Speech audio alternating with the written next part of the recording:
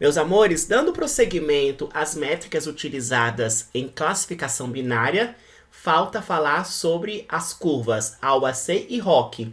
O que significa isso? ROC vem do inglês Receiver Operation Characteristic, né? Se você for traduzir, vai ficar características operacionais do receptor, mas eu particularmente prefiro o termo em inglês. E é uma curva que mostra o quão bom, aliás, vai nos dizer o quão bem o modelo consegue distinguir entre duas classes, né? Já que estamos falando de classificação binária. 0 sendo a classe negativa ou 1 a classificação positiva, né? E essa curva ela é dada através de duas taxas. Nós temos as taxas de verdadeiros positivos e as taxas de falsos positivos. A taxa de verdadeiros positivos é calculada da seguinte maneira, né? Os verdadeiros positivos divididos pelos verdadeiros positivos mais os falsos negativos. Já a taxa do falso positivo, ao invés de ser verdadeiro positivo, vai ser falso positivo. Então fica falso positivo dividido pelo falso positivo mais o verdadeiro negativo. E a partir da curva ROC, você vai ter a UAC, que é uma área que vai ficar em cima da curva. A UAC significa Area Under Curve, ou seja, área sobre a curva. É uma área que vai estar acima da curva, né? Que vai resumir a curva ROC. O valor da ROC varia entre 0 e 1. Quanto mais alto, melhor, né? Então, olha só. Aqui representa para nós a curva ROC, né? Então, aqui você tem as variações que eu falei, as duas taxas, né? As taxas de falso positivo, né? E as taxas de verdadeiros positivo. Ambas taxas variam de 0 a 1. E aqui esse pontinho tracejado no meio é justamente o limiar, o threshold. Que no caso o padrão é 0,5, né? A partir desse valor aqui, o modelo vai entender que um determinado exemplo vai pertencer a uma classe ou não, né? Se tiver aqui, vai pertencer à classe 0. Se tiver localizado aqui, vai pertencer à classe 1. E perceba essa área sombreada em azul, né? É a curva ROC. A curva ROC é exatamente essa área azul aqui. E aqui que está acima dela é a UAC, que está com valor de 0,79, o que é um ótimo valor, né?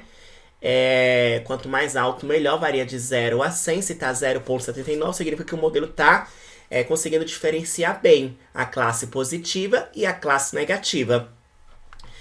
Você pode variar o threshold, né?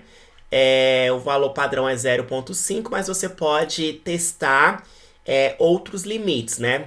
Aqui, por exemplo, existem vários, né? Por exemplo, esse pretinho aqui, 0,85, o limiar de 0,85, esse vermelhinho, 0,84, né? Esse rosa aqui, 0,77. E, obviamente, quando você varia o threshold, o limite, né? Vai mudar a contagem das classificações a contagem das classificações, né? Vai mudar os valores da curva, os valores que estão presentes lá na matriz de confusão e, consequentemente, todas as métricas, né? Precisão, acurácia, recall e a F1 também, né? Agora, se você vai aumentar ou não, isso vai depender de uma avaliação sua juntamente com a área de negócio. O padrão é 0,5, mas você pode testar outros valores também, né? Não é recomendado você trabalhar com valores muito baixos, né? Porque isso pode influenciar negativamente as suas métricas. Agora vamos comentar sobre classificação multiclasse com foco nas métricas que podem ser utilizadas para avaliar esse tipo de problema. Primeiramente, vamos lembrar o conceito, né? Classificação multiclasse. O próprio nome é bem sugestivo. Multi quer dizer que são várias, né? Binárias são duas classificações. Multiclasse é a partir de 3, né? Podem ser 3, 4, 5. A quantidade de classes quem vai determinar é o negócio. Vamos voltar lá no exemplo do Pokémon, né? Pokémon nós temos vários tipos. Suponha que existe... Vamos trabalhar apenas com os 3 tipos para ficar mais didático, né? Suponha que o Pokémon pode ser ou ele é inseto, chamado também de bug, ou ele é de fogo, chamado de fire, ou então ele é da água, chamado water, né? Então, por exemplo, o Pokémon Caterpie, ele é do tipo bug. Já o Charmander é do tipo Fire, né? E a Squirtle, o Squirtle é do tipo Water. Quando a gente tem esse tipo de situação, né? Nós vamos ter uma probabilidade para cada uma das classes. Então, por exemplo, se eu quero classificar a Butterfly, eu vou ter uma probabilidade para Bug, outra probabilidade para Fire e outra probabilidade para Water. As probabilidades são complementares. Se eu somar tudo isso, vai dar 100%.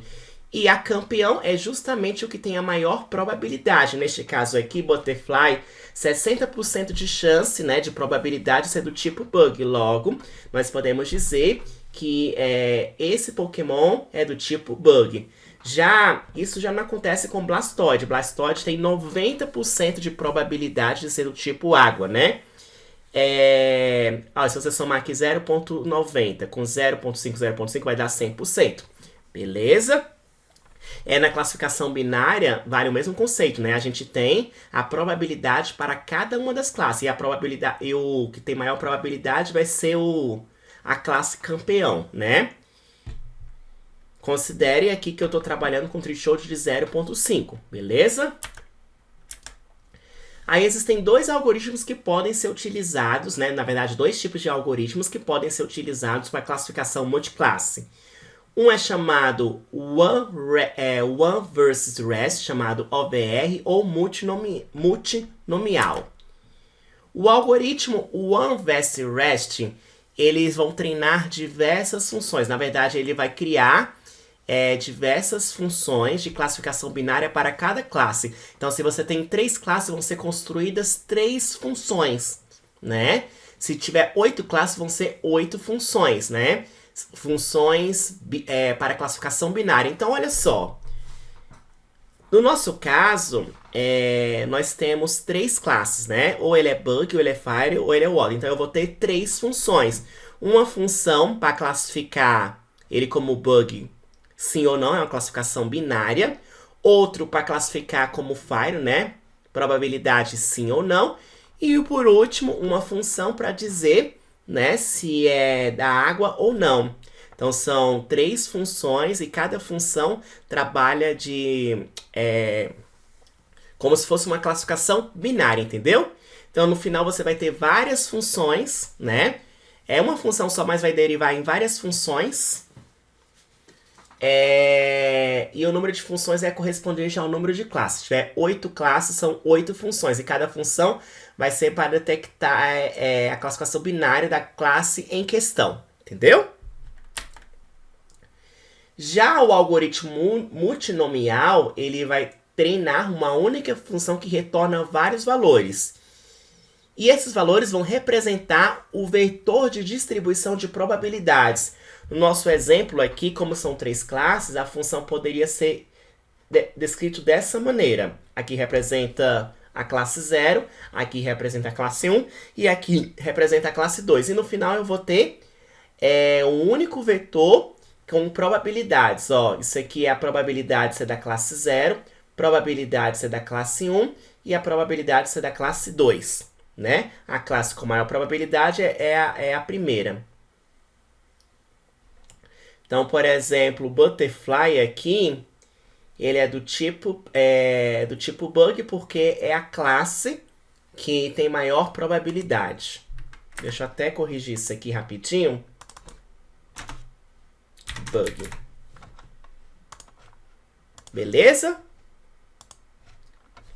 Então, o que muda é a maneira de representar. Aqui vai retornar um único vetor com vários valores de probabilidade. E aqui são várias funções, né? Cada função é uma classificação binária, beleza? E como nós iremos avaliar? Nós podemos utilizar as métricas da classificação binária para cada classe individual, né? Ou então você pode trabalhar com métricas agregadas, beleza? Suponha, por exemplo, que eu queira prever um pinguim, a espécie de um pinguim, entre as 3 disponíveis. E eu vou utilizar apenas uma única feature, que vai representar o comprimento da nadadeira. Então, por exemplo, quando aqui foram coletados alguns dados e nós temos os seguintes registros, ó. Quando o comprimento da nadadeira for 165, a espécie é 0. Quando foi 171, a espécie era 0. Quando foi 205, a espécie era 2. Quando foi 195, a espécie era 1. E por aí vai. Perceba que tem espécie 0, espécie 1 e espécie 2. 3 classes, né? Aí espera que você treinou o modelo e ele vai fazer as previsões. Então, neste caso aqui, o valor real era 0. Ele previu 0. O valor real aqui era 0, né? Quando foi 171, era 0. Ele previu 0. Ele acertou aqui, acertou aqui. Aqui, observe este caso aqui. O valor real era 205. Aliás, com 205, o valor real era a espécie 2. Ele previu 1. Então, aqui, ele errou. Então, assim como nós fazemos na classificação binária, nós vamos contabilizar todos os erros e todos os acertos. Nós iremos criar a nossa matriz de confusão, né? Para cada classe, né? Então, olha só. Neste caso aqui, como eu tenho 3 classes, a minha matriz, ela vai ser 3 por 3. Se eu tiver 2 classes, 2 por 2, né? Porque aí nós vamos ter todas aquelas situações de verdadeiro positivo, verdadeiro negativo para cada classe, ó. Aqui são os valores reais e aqui são os valores previstos. Ó, o valor real era 0. Né? E aqui, quando ele previu 0. Então, aqui é o verdadeiro positivo da classe 0. Já esse aqui, por exemplo, ó, vamos pegar esse 1 aqui. Opa, deixa eu voltar lá. 1 e 1 aqui. Esse é o verdadeiro positivo da classe 1. O valor original era 1 e ele previu 1. E esse aqui é o verdadeiro positivo da classe 2. Olha só, o valor real era 2, ele previu 2, né? Perceba que está em azul, porque representa exatamente os verdadeiros positivos. Aí você vai ter os verdadeiros positivos para cada classe. O raciocínio é exatamente igual a classificação binária. O que vai mudar é que você vai ter mais coisas para calcular, né? Porque ao invés de trabalhar com 2 classes, você vai estar trabalhando com 3. Ao invés da sua matriz de confusão ser 4 elementos, vai ter 9 elementos, né? 3 por 3. E se fossem 8 classes, seria 8 por 8, né? Aí você vai ter uma matriz enorme, né? De 64 elementos. Entendeu a lógica? Aí aqui você vai calcular, aí você pode olhar de forma geral e de forma individual, né? De forma geral, né? E de forma individual para cada classe. Aí você vai calcular as métricas que nós já conhecemos, né? Exatidão, que é justamente a acurácia, a recall, a precisão e a pontuação F1. Então, meus amores, se for falar das classes individualmente, como é que você calcula a acurácia? Aí vem as fórmulas que nós já estudamos anteriormente, né? Então, aqui eu já coloquei os valores para vocês, né? Tanto da matriz de confusão e das métricas. E se nós quisermos olhar de maneira geral, o que vai mudar, por exemplo, a calcular a acurácia, a recall e a precisão, né? Justamente, ao invés de olhar classe a classe, você vai considerar o total, né? Então, a exatidão, deixa eu até mudar esses termos aqui, porque fica melhor. Exatidão geral, vou colocar acurácia. Recordação não, recall. Precisão, agora sim. Que às vezes quando a gente traduz alguns termos podem ficar esquisitos, né? Quando se traduz para o português. A acurácia geral tá aqui, então você tem a acurácia geral de 0,90. A recall geral 0,86, a precisão geral 0,86. E como é que você calcula a pontuação geral da F1? Você vai pegar a recall e a precisão geral e vai fazer a média harmônica das duas. Deu 0,86. É importante você entender como essas métricas são calculadas, só que a boa notícia é que boa parte dos pacotes que estão disponíveis para Machine Learning calcula automaticamente para você. Você não precisa fazer isso na unha, embora seja importante você entender o que está por trás. Beleza?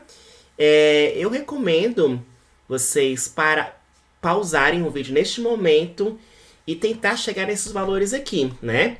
Calcula a acurácia, a recall, conta os verdadeiros positivos, os verdadeiros negativos, né? Tenta chegar nessa tabela e tenta chegar também nas métricas gerais. E depois confere se os resultados batem. Qualquer dúvida, estou à disposição. E já já vejo vocês na próxima aula, beleza? Um beijo no coração, amo muito vocês.